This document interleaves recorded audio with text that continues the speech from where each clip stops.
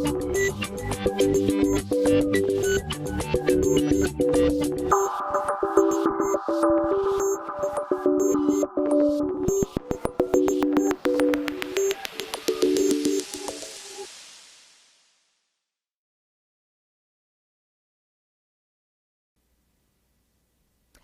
gente, vamos prestar atenção, né? Então, a gente sabe que na contagem do prazo processual, a gente vai dispensar o dia do início, certo? E incluir o dia do final. Se o primeiro dia não for um dia útil, o primeiro dia passa a ser o primeiro dia útil subsequente. Se o último dia não for um dia útil, eu prorrogo para o primeiro dia útil subsequente. Beleza. O Código de Processo Civil, o novo Código de Processo Civil, traz disposições específicas de contagem de prazo, em especial com finais de semana, feriados, mesmo que estes feriados e finais de semana caiam no curso, no meio da contagem do prazo processual. O problema, gente, é que, novamente, aquilo que nós falamos da vez passada, nos blocos passados. Eu só posso aplicar o Código de Processo Civil quando o Código de Processo Penal for omisso. E o Código de Processo Penal não é omisso. O Código de Processo Penal traz as regras relacionadas à contagem do prazo processual no artigo 798 do CPP. Então, este é o artigo que eu tenho que levar em consideração para contar os prazos processuais penais.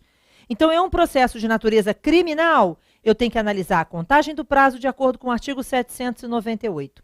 Ana, mas essas alterações sofridas pelo Código de Processo Civil, para garantir os feriados e tal, dos advogados, não vai ser contabilizada? Lógico, gente, que lá na frente vai ter muito advogado querendo que aplique essa contagem do prazo do processo civil para o processo penal também. E a gente não sabe como é que os tribunais superiores vão encarar isso.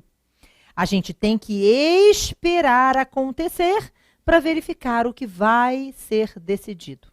Mas, pelo menos por enquanto, se existe uma disposição expressa no Código de Processo Penal, o que vale é o Código de Processo Penal. De novo, a contagem do prazo se dá de acordo com o artigo 798 do CPP. Tudo bem? Mas aí vamos lá, porque o que eu quero é a aplicação da lei no tempo, né? Então, vejam, nosso exemplo, vamos voltar aqui,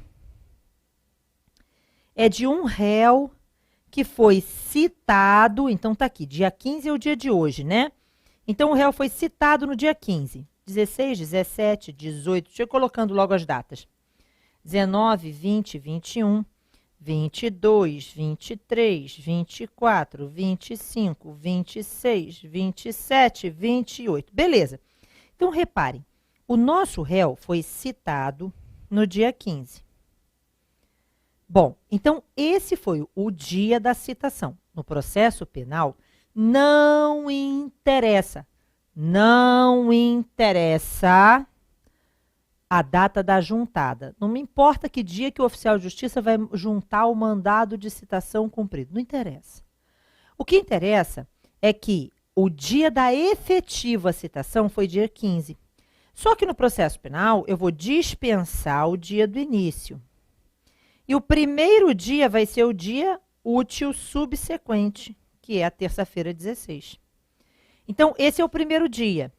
São 10 dias para apresentar a resposta.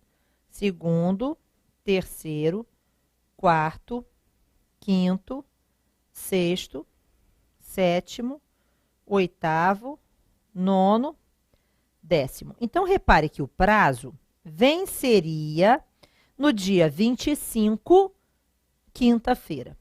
Beleza. Dia 25 é dia útil? É. Então, não preciso prorrogar. Este é o último dia do prazo. Vamos imaginar, gente, presta atenção para você entender. Vamos imaginar que, olha só, durante o curso deste prazo, tipo assim, olha, no dia, Peraí, deixa eu pegar uma cor aqui. Pode ser o vermelho?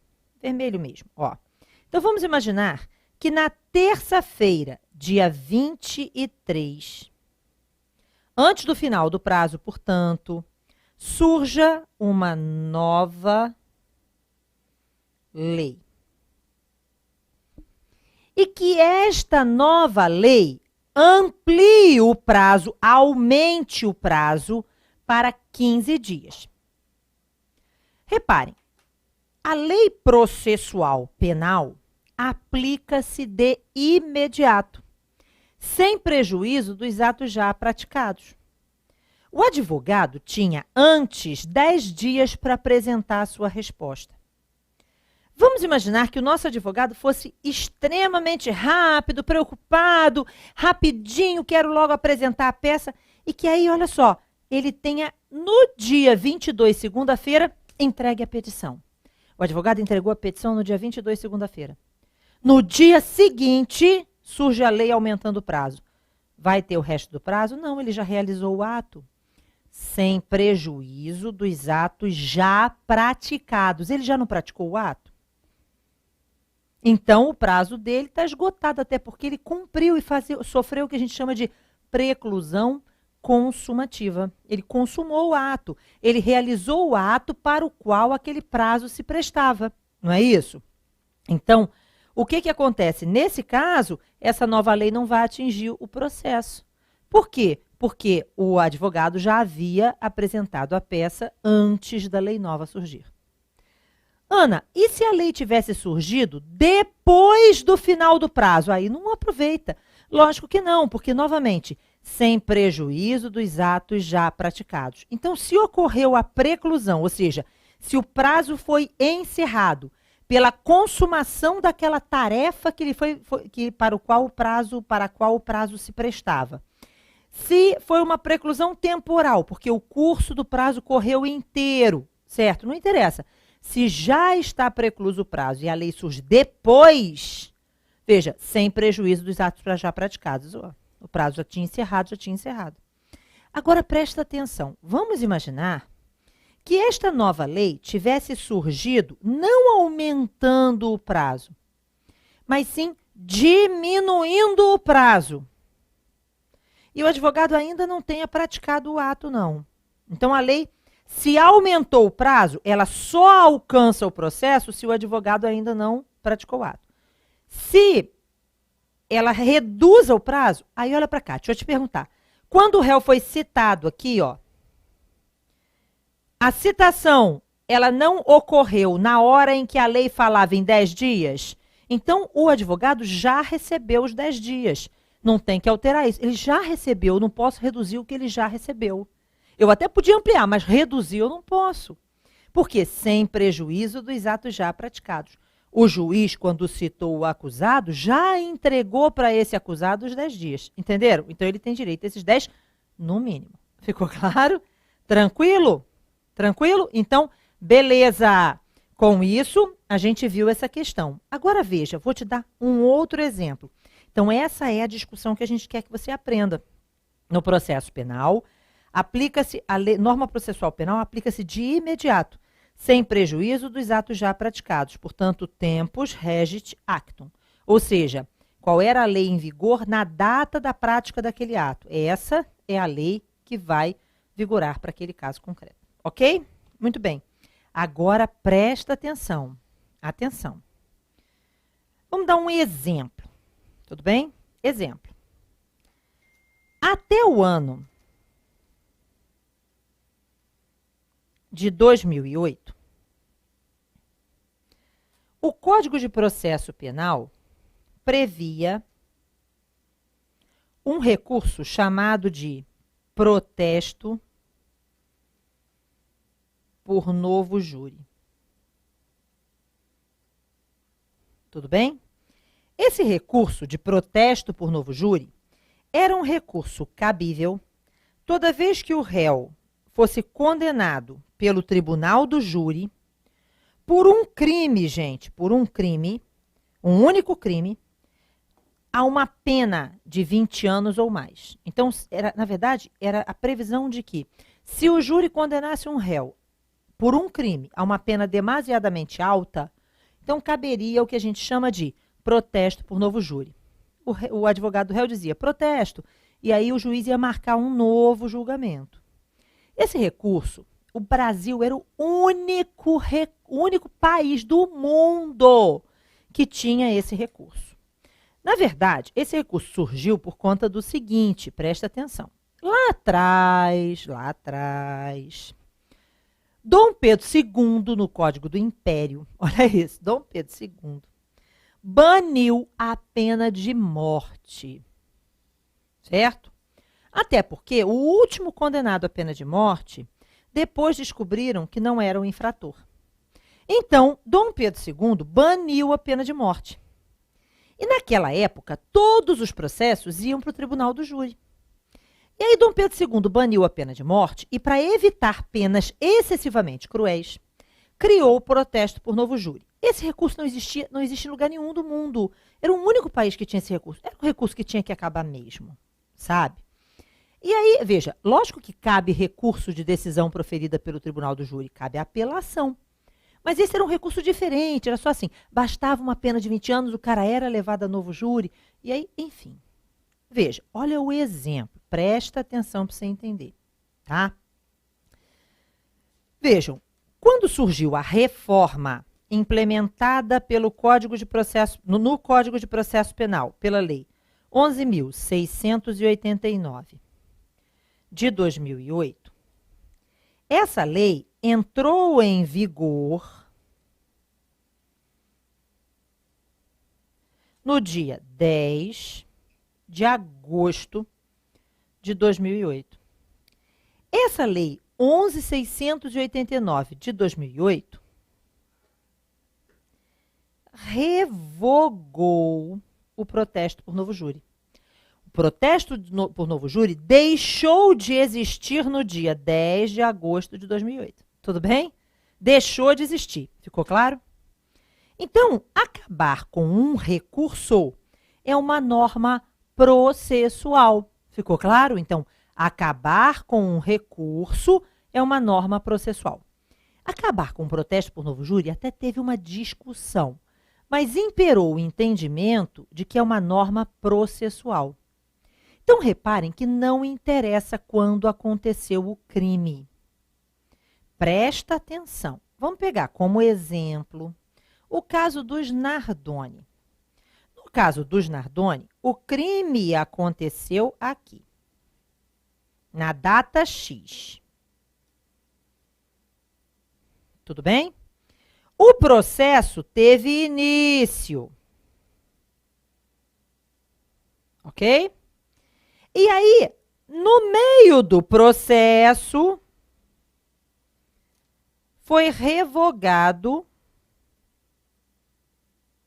o protesto por novo júri. Tudo bem? Tranquilo?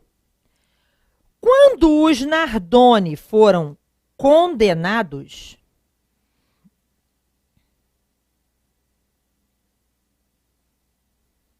o protesto já não existia mais. Ficou claro, sim ou não? O crime praticado pelos Nardoni aconteceu antes da revogação do protesto. Lógico, gente, que os Nardoni ficaram sustentando lá que queriam o protesto, entenderam? Mas o que a gente tem que entender é que normas processuais aplicam-se de imediato, sem prejuízo dos atos já praticados. Se os Nardoni já tivessem sido condenados, imaginem que tivesse acontecido assim. Esquece os Nardoni, vamos pegar um outro exemplo. João foi condenado no dia 8 de agosto de 2008.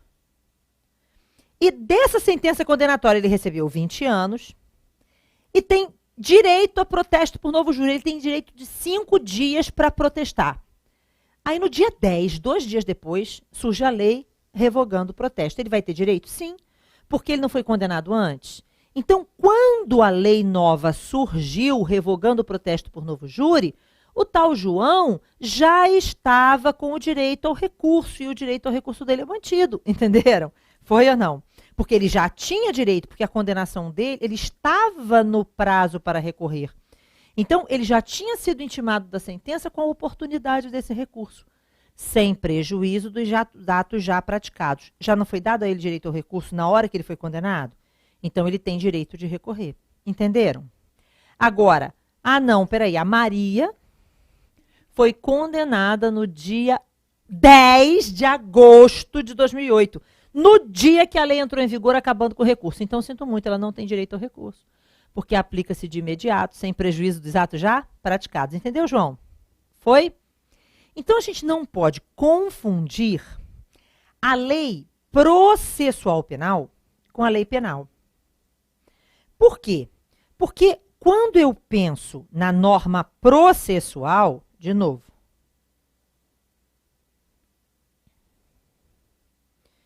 eu tenho que me lembrar que tempus regit actum. O que interessa, vejam, é o que está em vigor na data em que o ato vai ser praticado, o ato processual. Agora, quando eu penso na norma penal, a gente sabe que vigora o princípio da anterioridade. Ana, como assim? Significa dizer que lei penal não retroage, salvo quando em benefício do réu, ou salvo em benefício do réu. Ana, não entendi. Então, vamos lá. Toda hora, não tem um babaca aí de um estelionatário praticando um estelionato contra velhinhos? Muito bem, toda hora acontece isso. Porque, veja bem, gente, a pessoa idosa é mais fragilizada, tem uma tendência de maior credibilidade nas pessoas, até por conta do tempo antigo. É isso ou não é? Então, é muito mais fácil você enganar uma pessoa idosa do que você enganar uma pessoa nova. É isso ou não é? Então, o que acontece? Em janeiro desse ano de 2016, uma lei alterou o Código Penal, passando a dizer o seguinte, que quando o estelionato é praticado contra idoso, a pena é em dobro. Então, se a pena de estelionato era de 1 a 5 anos, quando o estelionato é praticado contra a pessoa idosa, a pena vai de 2 a 10. Entenderam ou não? Então, a pena do estelionato praticado contra idoso é dobrada. Beleza. Essa nova lei surgiu em 2016, em janeiro. Mas ela vai ser aplicada a crimes praticados em 2015? Não. Por quê? Porque a lei penal não retroage. Certo? Então, a lei penal só se aplica aos crimes praticados após a sua vigência, salvo no caso dela ser benéfica. Então, a lei penal nova prejudicial só se aplica a crimes praticados a partir dali. Agora, a lei penal benéfica, essa retroage, volta para trás. Tudo bem? É aplicada a crimes praticados antes da sua vigência, certo? Então, a gente precisa lembrar que existe essa diferença. No direito processual, vamos lá, não interessa a data do crime, e sim a data em que a lei entrou em vigor e o ato a que ela se refere. Veja, o crime foi antes, ela pode ser aplicada ao processo que já está em andamento? Pode. Agora, eu tenho que analisar o ato em referência.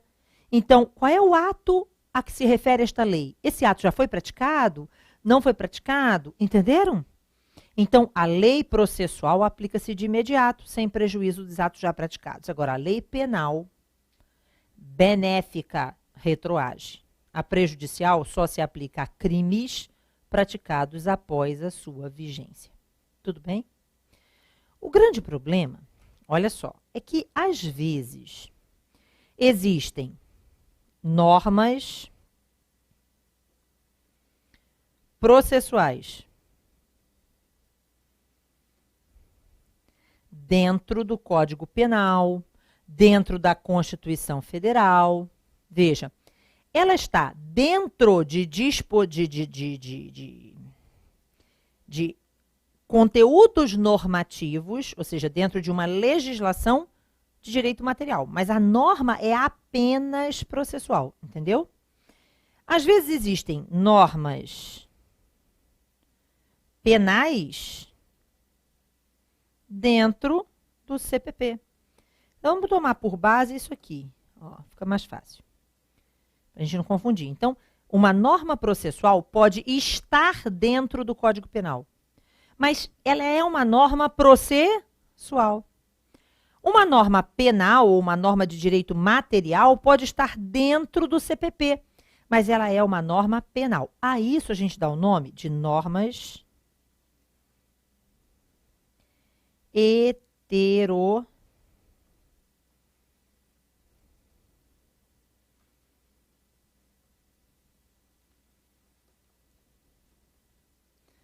Gente, as normas heterotópicas, vejam, não nos interessam. Sabe por quê?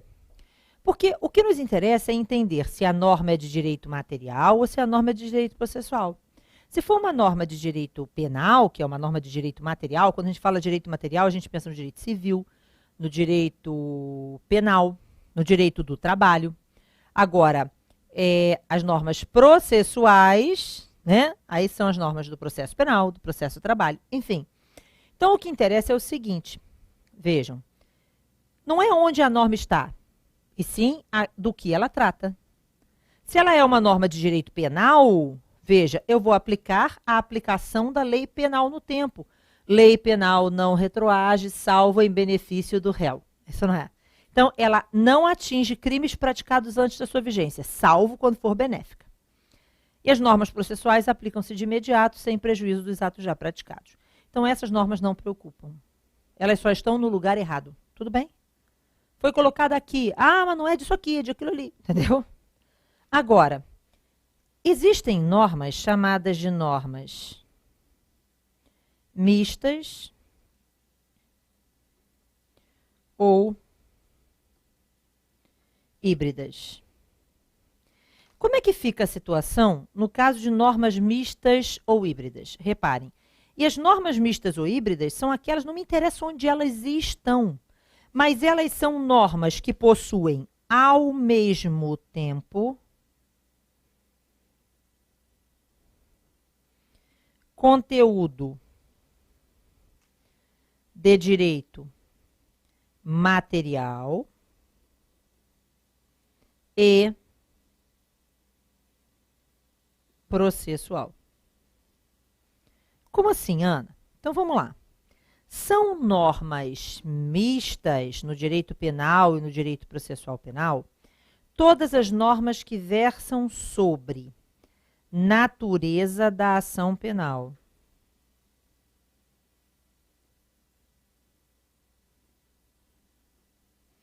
Ou seja, o legislador, ele define, ao elaborar ou ao tipificar um crime, ao criar um crime, uma norma incriminadora, o legislador ele vai também definir se este crime é de ação penal pública ou se este crime é de ação penal privada. A regra é a ação penal pública. Por isso, se a lei for omissa, nada mencionar, o crime é de ação penal pública incondicionada.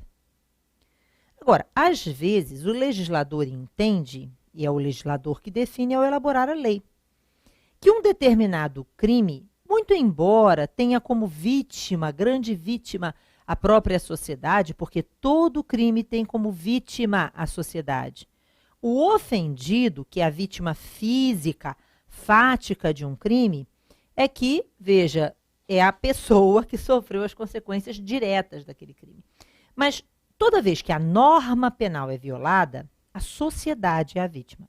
Então, muito bem, veja, então, em regra, né, os crimes são de ação penal pública. E, portanto, o Estado é quem inicia o processo.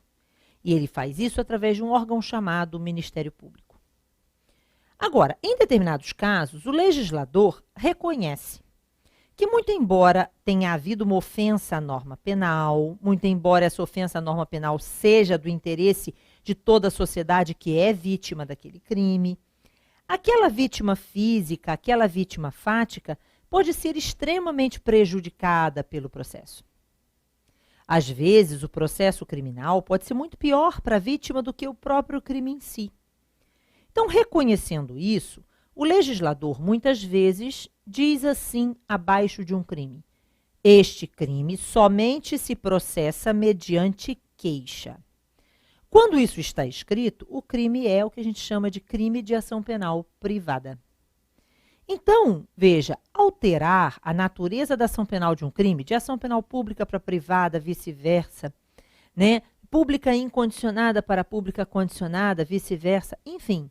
Veja, alterar a natureza da ação penal de um determinado crime é uma norma híbrida, porque ela tem repercussão tanto no direito penal quanto no direito processual.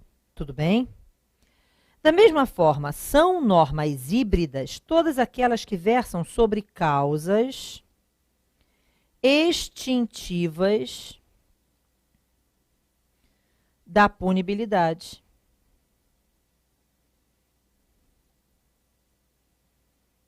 Então, dentre elas, as regras relacionadas à prescrição, à decadência, etc.